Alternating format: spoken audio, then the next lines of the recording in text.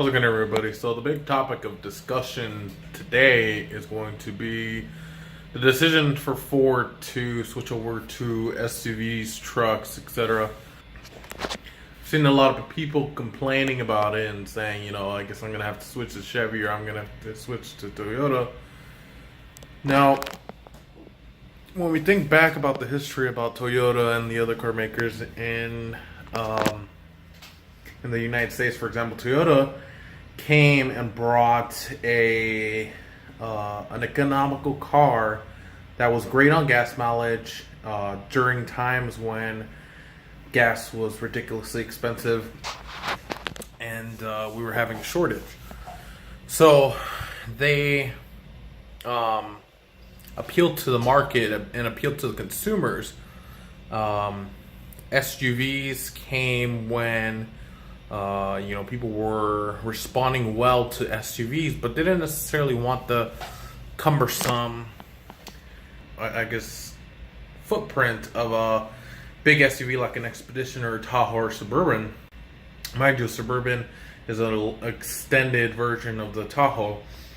So Ford is pretty innovative. I mean, they brought, I wouldn't say the first, but they brought some of the first turbocharged four cylinders to the United States. Back to the United States, Ford brought four-cylinder turbocharged vehicles to the United States.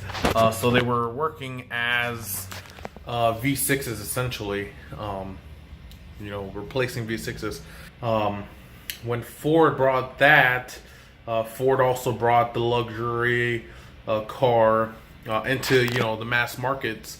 So it's not necessarily a luxury car. Period. It's a luxurious car, that people enjoy, and it's not ridiculously expensive like a Lexus or a whatever. Which was a problem because now, for example, the Expedition was very comparable to a Lincoln Navigator now. Because it had all the TVs, it had all the technology. They just rebadged it. Exactly the same thing that Chevy does with its GMCs and Escalades. They're completely rebadged. They might have air compressors instead of traditional suspension kits. But so even more innovation. So that's what they're going for here with removing all the cars out of their line. If I recall correctly, they're going to keep a couple. They're going to keep the Mustang, which that would be stupid to sell, get rid of rather. And that they would just lose a lot of money on the Mustang because everybody wants one. And there's a lot of car enthusiasts enough to keep it alive. And it just... Let's face it, when we think Ford, the first thing a lot of people think is Mustang. So there's that.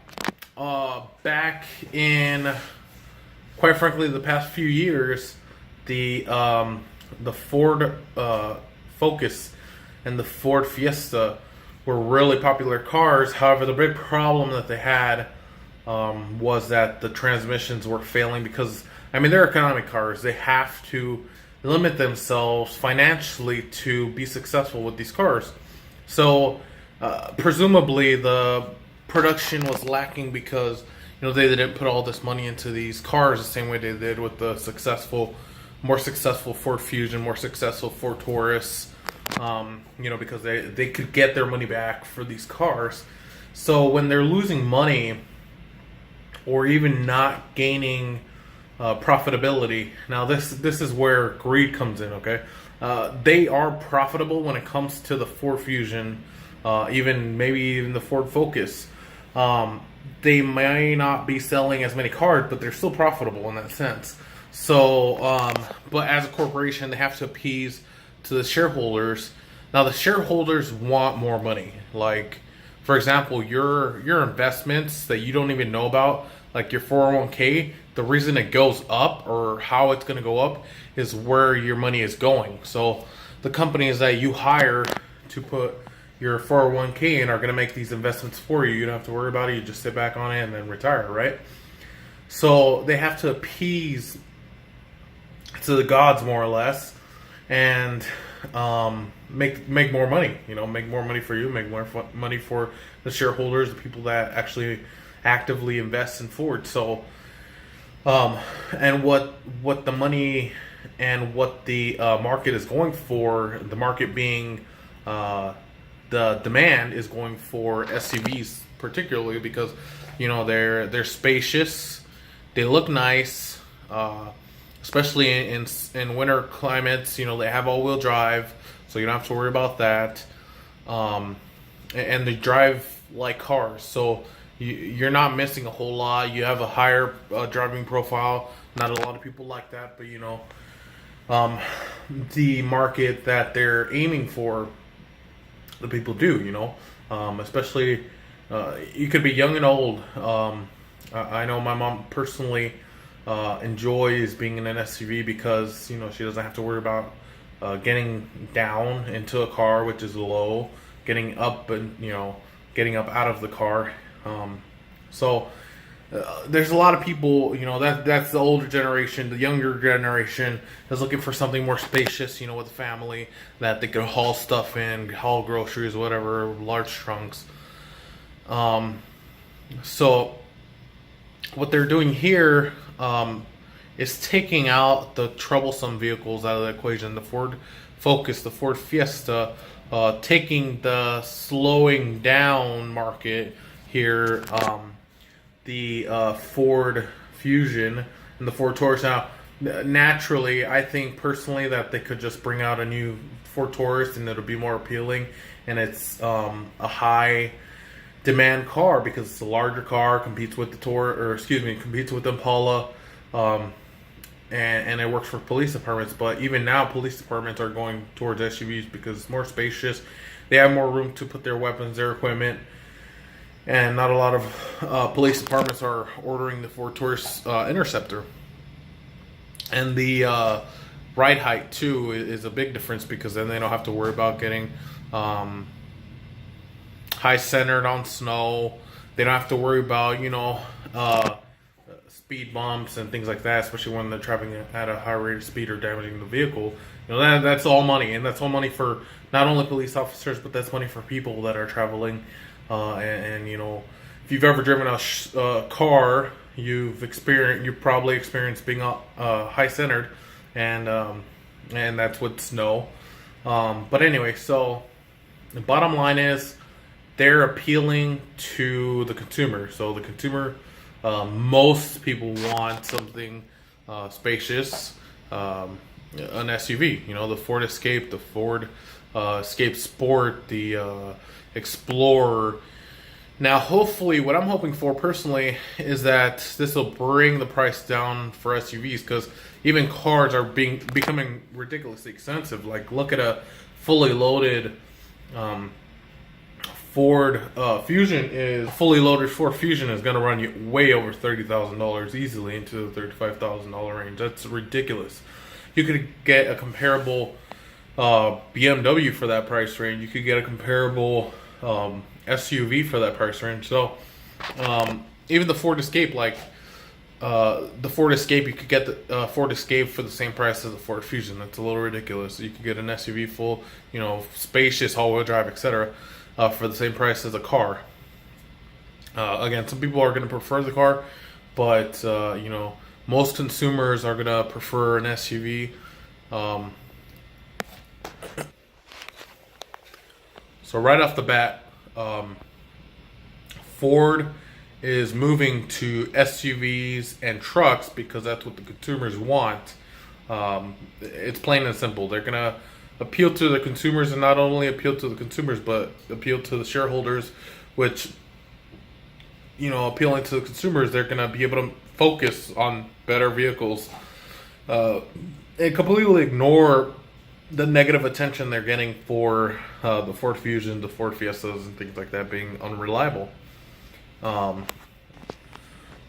something else that somebody else was telling me was that they'll keep their car, they're stuck to the car, Ford Fusion, Toyota Camry, because of the fuel economy. But the realistic nature of it is, you could get a Honda CRV, Honda. Everyone's complaining about the fuel economy of an SUV or a light SUV, whatever. Before it was a problem, but now look at the Honda HRV, the Honda CRV, the Toyota RAV4. They all have a phenomenal fuel economy. The Nissan Rogue, I mean, some of them come with up to 34 miles per gallon. I don't exactly recall, but there are even some that go as high as 39 mpg. Oh, the Chevy Equinox, the brand new Chevy Equinox, gets 39 miles per gallon, and that's with the front wheel drive layout. With the all wheel drive layout, usually they lose like 1 mpg highway, 1 mpg city, which isn't very drastic. You get all the added features of an all wheel drive system. Most of the time, you don't even need it, but if all-wheel drive is what you want, you know.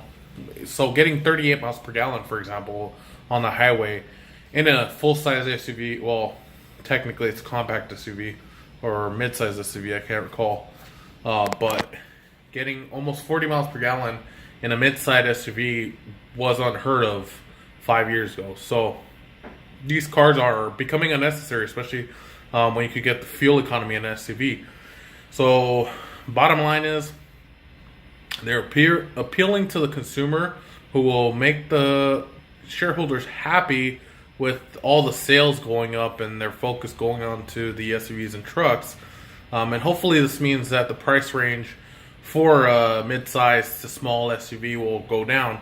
The large SUVs are getting more competitive, so that might be a long shot. And trucks, of course, are going to be a long shot because they're completely different technology than a mid-size or small SUV.